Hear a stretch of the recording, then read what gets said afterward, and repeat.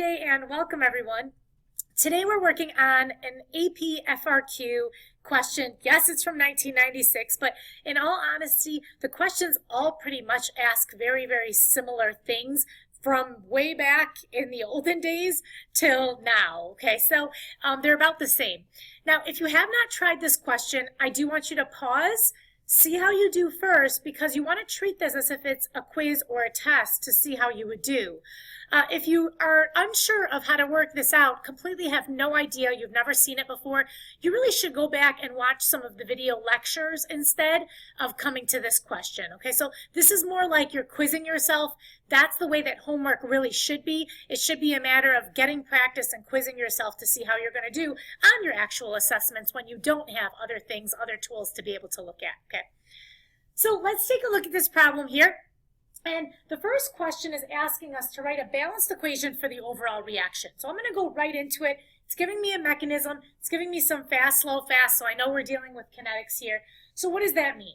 Well, that means that I'm just simply going to write a total sign. So I'm just going to write a sign right here. And I'm essentially just adding these together just like we would for Hess's law.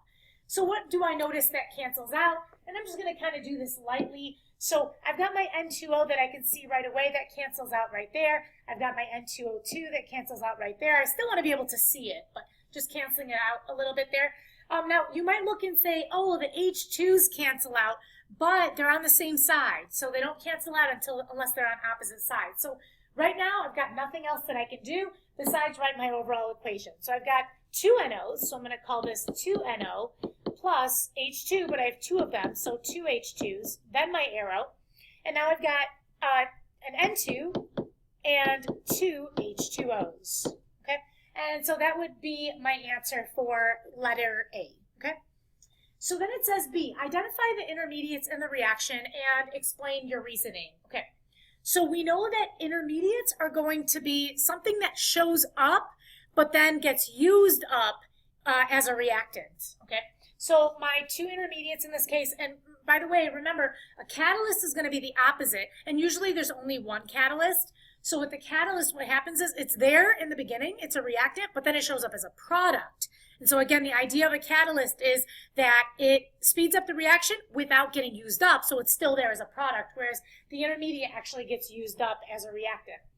So I'm going to say it's N2O2 and N2O. And my reasoning is because it shows up as a product, but then gets used up, shows up as a product, and later, or in another step, in another reaction, is used as a reactant. Okay. Next question. It says, from the mechanism represented above, a student correctly deduces that the rate law for the reaction is rate equals, and by the way, always really good idea to circle, square, underline, do whatever it is that you need to be able to, for things to stand out. Okay.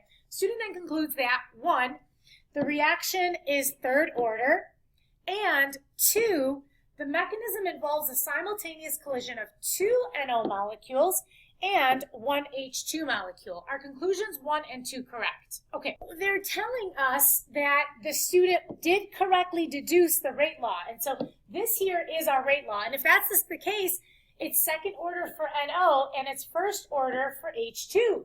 So then if that's the case, then is it third order? Well, so yes, for part 1, we would say yes.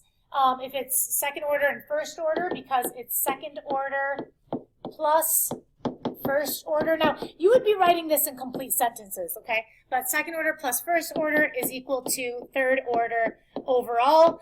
And so then, yes, that works. Okay. Part 2 says, the mechanism involves a simultaneous collision of 2 NO molecules and an H2 molecule. So is that correct? The idea of what it means to be simultaneous means that it happens right at that same time. And if we take a look at this, it's not the NO molecules that actually combine with the H2. The 2 NO molecules actually form N2O2. They form an intermediate first. So that would be incorrect. So for number 2, it is incorrect because the 2 NOs form an intermediate first. The 2 NOs NO molecules form an intermediate, and then the intermediate is what reacts with the hydrogen with an intermediate. And so you could keep on going and say that that's what ends up happening. Okay. For D, it says, explain why an increase in temperature increases the rate constant K. So in other words, and given the rate law in C. So what they're telling us is they're actually saying that as our temperature increases, our K actually increases as well. And so they're just simply asking us, is that true? This is actually a 2-point question on this, okay? And I wanted to show you how different answers could actually earn both points. So if we look on here, the first situation is that would earn you 2 points, says, because increasing number of collisions between reactants are occurring with sufficient energy to form an activated complex. So they're saying that if you have a higher temperature, then you actually have enough energy in order for that to happen. And so you can form that activated complex, which is where your activation energy basically is. It says, or you can say, as your temperature increases, your rate increases. There's no change in the concentration of the reactants, so your K is going to increase if your temperature is increasing. It says, or you can use the Arrhenius equation simply to say that the Arrhenius equation references that as your temperature increases, your K increases. It says, or you can graph as below and give a proper explanation. And so notice, this is the Maxwell-Boltzmann graph. And so what they're showing here is that as you increase your energy, then your number of molecules under that curve will actually slide over to surpass the activation energy. And so they're using different ways to be able to say you can earn these points in a whole bunch of different ways, okay? Now, I want to backtrack for 1 second, okay? Because at this point now, we haven't really seen anything with the actual use of the mechanism. And so I want to show you that because typically they would ask you this question. It would say, is the student correct in telling you that this is the rate law? Okay, so let's actually come back up here to the top just a little bit, and let's figure out how the student deduced that, because that would normally be a question. So what we would do is we would find the slow step, which is the rate determining step. And a lot of times they'll even just ask that. And so I'm seeing that my rate determining step is right here, okay?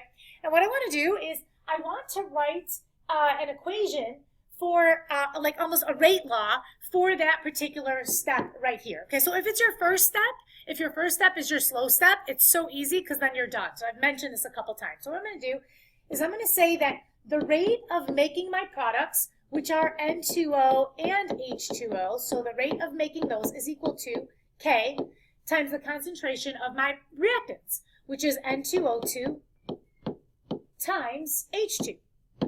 Now, the rule is you cannot have an intermediate in your rate law, okay? So that means that I actually have to get rid of this right here. I have to get rid of this, and so I need to substitute that in for something else. And you can only substitute in from top down. You cannot substitute in below, so I cannot use the reaction underneath. So what I'm going to do is I'm going to write the reaction for my top line right here. And so this is the rate of making my product, which is N2O2, is equal to K times the concentration of NO times NO, which is simply NO squared. So what I can do is I can take this entire thing here and drop it down, substitute it in, because that's N2O2. So as long as I have that, I can simply substitute it in, and once I work out my substitution, I get K times K, which we'll simply call K prime, but you'll see they just call it K anyway, times NO squared, which I'm substituting in from above, times H2. And so usually what they'll do is they'll ask you to say, what is it? And then they'll say, is the student correct? Okay, so they wouldn't have given this to you, and so I can see here that sure enough, I just got the same answer. I got NO to the second order, and H2 is first order with that, okay? All right, and I hope this was helpful for you and that you were able to solve this correctly. Actually, before I end this here, I did want to show you, did want to come down to 1997 and just take a look at what this looks like, just to kind of give you an idea here. So again, usually there's going to be a situation where your slow step is your first step, and it makes things so much easier. But in this situation, there isn't. So you do want to make sure that you focus on the slow step here, the slow step right here. This is your rate determining step, and the slow step here. And so what you would do is you would figure out what the rate law is, again, using substitution, because if it's going to be the second line, more than likely you've got an intermediate. So I can automatically see here, I've got my M is my intermediate right there. And in this one, I can see that I'm going to have M again as an intermediate. And in this one again, I'm going to have M as an intermediate. And so you want to get rid of that. So just as an example, what I would do for one, and what they're asking the question is, which one of these mechanisms is consistent with the rate law that you had found above, okay?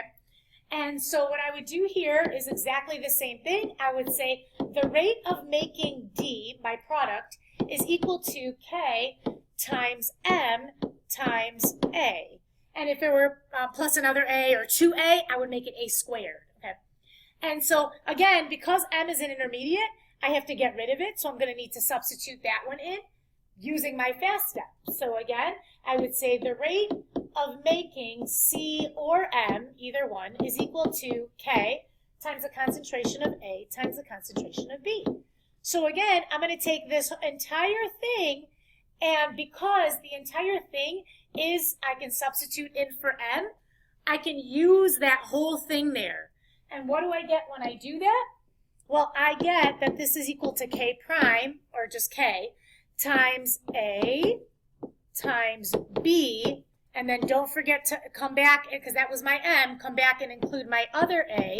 Well, if you simplify this, that's K times A squared, or A to the second order, times B, which is raised to the first order, okay?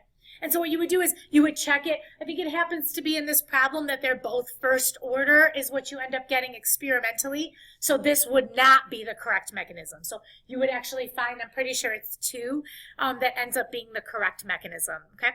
Again, hopefully this helps. The more examples that you see and the more examples that you do, the better you get and the faster you get at all of these. I hope you enjoy it as much as I do. Happy kinetics, everybody.